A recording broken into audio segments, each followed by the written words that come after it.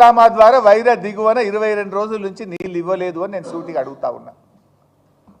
మీరే చెప్పింది కదా, సాగర్ నీళ్ళు రాకపోయినా మేము సీతారామ నీళ్ళు ఇస్తాము అన్నారు. ముఖ్యమంత్రి గారే వైరా బహిరంగ సభలో పెద్ద పెద్ద మాటలు చెప్పారు. ఎందుకు ఇవ్వడం లేదని నేను అడుగుతా ఉన్నా. ఏంటంటే చాలా బాధ కలుగుతూ ఉంది. ఈ పరిస్థితుల్లో ఆ దేవుణ్ణి కూడా ప్రార్థిస్తున్నాం బీఆర్ఎస్ పార్టీ తరఫున. సీతారామచంద్ర స్వామి అందరికీ ఇలవేల్పు. ఎందుకంటే ఈ ముఖ్యమంత్రి గారు ఆ రాముని కూడా మోసం చేశాడు.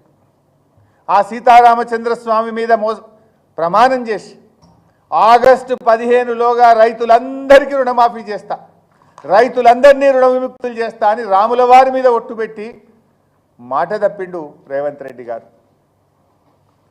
దేవుడా రామచంద్ర స్వామి, ఈ ముఖ్యమంత్రిని క్షమించు, రైతుల్ని రక్షించు. ఈ కాలువ నీళ్ళు ఇంకెప్పుడైతుందో తెలుస్తలేదు. ఏదో తుఫాన్ వచ్చింది 3-4 రోజుల నుంచి, వర్షాలు పట్టే అంటున్నారు. రామచంద్ర స్వామి ఆ ఖమ్మం జిల్లా మీద మంచి వర్షాలు పడి ఆ కనీసం పంటల్ని కాపాడే విధంగా మా రైతుల్ని దీవించు, మా రైతుల్ని రక్షించు అని ఆ సీతారామచంద్ర స్వామిని నేను ప్రార్థిస్తా ఉన్నా. ఎందుకంటే ఈ ముఖ్యమంత్రి గారు దేవుణ్ణి కూడా మోసం చేసిండు. సాగర్ నీళ్లు ఇవ్వకపోతుంది, అటు సీతారామ పూర్తి చేస్తామంటే దాని నీళ్లు ఇవ్వకపోతుంది. ఇలా దేవుడే దిక్కైపోయిన పరిస్థితి. సీతారామ పూర్తయింది అన్నారు, అయింది. వచ్చి ఇనాగరేషన్ చేసి పూలదండలు వేసుకుంటారు, శాల్వలు కప్పుకుంటారు, పూలు జాలించుకుంటారు, చప్పట్లు కొట్టించుకుంటారు. మరి ఏమే నీళ్ళు? పాపం ఖమ్మం జిల్లా రైతులు ఏం పాపం చేసిండ్రు? 9కి 9 కాంగ్రెస్ పార్టీని గెలిపించుడే పాపమా? జిల్లాలో 3 మంత్రులు ఉండడమే శాపమా? ఏంది ఖమ్మం ప్రజలు చేసిన తప్పేంది అని నేను అడుగుతా ఉన్నా. ఎందుకు ఆ రైతుల్ని ఖమ్మం ప్రజల్ని ఇట్లా శిక్షిస్తూ ఉంది కాంగ్రెస్ పార్టీ అని అడుగుతా ఉన్నా. ఏమైంది ఖమ్మానికి? ఎందుకు ఇట్లా ఖమ్మం పట్ల మీరు ఇట్లా వివక్ష చూపుతా ఉన్నారు? మీకు రాజకీయ జీవితాన్ని ఇచ్చిన ఖమ్మం ప్రజలకు మీరిచ్చే బహుమానం ఇదేనా అని అడుగుతా ఉన్నా. మీకు 9కి 9 సీట్లు ఇచ్చి మీ ప్రభుత్వం ఏర్పడడానికి కారణమైన ఖమ్మం జిల్లా రైతులకు, ఖమ్మం జిల్లా ప్రజలకు ఈ కాంగ్రెస్ ప్రభుత్వం ఇచ్చే బహుమానం పంటలు ఎండబెట్టడమేనా? రైతుల్ని శిక్షించడమేనా? వరదలో కొట్టుకుపోయిన ఇళ్లకు ఈ రోజు కూడా పూర్తిగా పరిహారం ఇవ్వలేదు. కొంతమంది కిరాయికున్నోళ్ళకు వస్తలేవు, ఇంకా కొంతమంది ఆ రోజు ఎన్యూమరేషన్కి వచ్చినప్పుడు పక్క బంధువుల ఇంటికి పోతే వాళ్లకు రానటువంటి పరిస్థితి ఉంది. మీరు ఇచ్చే 10,000 ఏ మూలకు చాలదు, అది కూడా ఇవ్వకుండా ఇలా ఖమ్మంలో ధర్నాలు అవుతా ఉన్నాయి. ఆ ఇచ్చే 10,000 కోసం కూడా రోడ్ల మీదకి వచ్చి ఆర్తనాదాలు పెడుతున్నారు, ధర్నాలు చేస్తున్నారు, అడుగుతున్నారు. దరఖాస్తులు పెడితే కూడా ఈరోజు కూడా పూర్తిగా వారికి సహాయం అందని పరిస్థితి. సో ఇప్పటికైనా మేము ప్రభుత్వాన్ని డిమాండ్ చేస్తున్నాం. కూర్చోండి, ఒక మంత్రి గారు పోయాడు, కూర్చోండి, ఫ్లడ్ లైట్లు పెట్టి రాత్రింబవళ్ళు పని చేయించండి, యుద్ధ ప్రాతిపదికన చేయించి ఏమన్నా మిగిలిన పొలాలన్నా కాపాడు. ఆల్మోస్ట్ 60,000 అయితే ప్రకృతి వైపరీత్యంతో పోయింది. మీ పుణ్యమాన్ని ఇప్పుడు దాదాపు 1,00,000 ఎకరాలు ఎండిపోయినట్టుంది.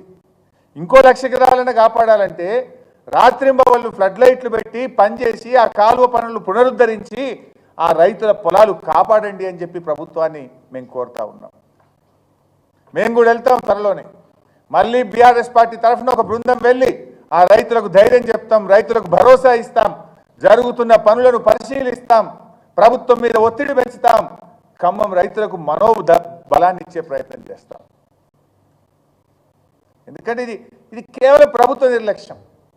ప్రకృతి వైపరీత్యం నీ చేతిలో లేదు, కానీ ఒక కాలువ గండి బూడ్చడానికి 22 రోజులు పడుతుందా అని నేను అడుగుతా ఉన్నా. ఈ రకంగా ఇది చాలా చాలా బాధకరం. ఎంతో బాధతో మాట్లాడుతున్నాం మేము. ఎందుకంటే ఈసారి రాష్ట్రంలో మంచి వర్షాలు పడ్డాయి, రాష్ట్రం అంతా ఇవాళ పచ్చగున్నది, ఎటు చూసినా బ్రహ్మాండమైన పొలాలు ఉన్నాయి. కానీ ఖమ్మం జిల్లా రైతులు మాత్రం కన్నీళ్లు పెట్టుకుంటున్నారు. ట్రాక్టర్లు పెట్టి ఇక రేపు వస్తాయో మాపు వస్తాయో అని ట్రాక్టర్లు పెట్టి కిరాయికి పెట్టి 5,000కు ఒక ట్యాంకర్ తెచ్చి ఆ పొలాలను, ఆ మిర్చి తోటలను తడుపుకుంటున్నారు. ఇక వస్తే కాపాడుకుందామని డీజిల్ పంపులు పెట్టి పక్కన కాలువల నుంచి 1-2 కిలోమీటర్ దూరం నుంచి రోజుకు 300-400 డీజిల్ పోసి వాళ్ళు నీళ్ళతో తడుపుకుంటున్నారు, ఇక కాలు వస్తుందేమో అని అనుకుంటున్నారు. అట్లా కొన్ని వేల రూపాయలు ఖర్చు పెడుతున్నారు. డీజిల్ మీద 10,000 రూపాయలు, ట్రాక్టర్ల కిరాయిల మీద ఒక్కొక్క రైతు 10,000 రూపాయలు, జనరేటర్ల మీద 10,000 రూపాయలు ఖర్చు పెడుతున్నారు. అంటే వాళ్ళ ఆశలు చూసి చూసి అడియాశలు అవుతున్నాయి. జనరల్గా ఏదైనా కాలువ గండి పెడితే 3 రోజులు 4 రోజులు చేస్తాం, 22 రోజుల పాపం ఇక వస్తాయి అని చెప్పి వీళ్ళ మాటలు నమ్మి జనరేటర్లు, డీజిల్ పంపులు, ట్యాంకర్లు పెట్టి పోసుకుంటే కూడా పాపం కాపాడుకోలేని పరిస్థితి వచ్చింది. ఆ రైతుల్ని ఆదుకోండి. కొంతమంది అయితే అది ఆ పొలాలు పనికిరావు, ఇప్పుడు రాదు, ఆ చేయి దాటింది, వాళ్ళకి ఎన్యూమరేషన్ వెంటనే ప్రారంభించాలని చెప్పి ప్రభుత్వాన్ని డిమాండ్ చేస్తున్నాను. Thank you.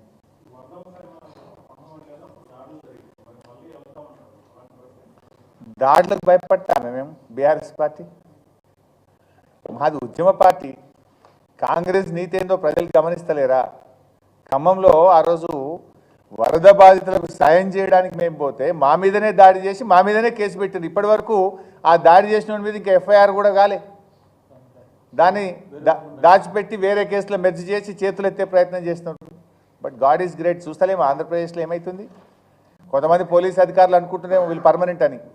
ఇవాళ ఏమైంది, అడిషనల్ డీజీలు, ఐజీలు ఆంధ్రప్రదేశ్లో సస్పెండ్ అయిపోయి ఏమవుతుందో చూస్తున్నాం కదా, అరెస్ట్లు అయిపోయి.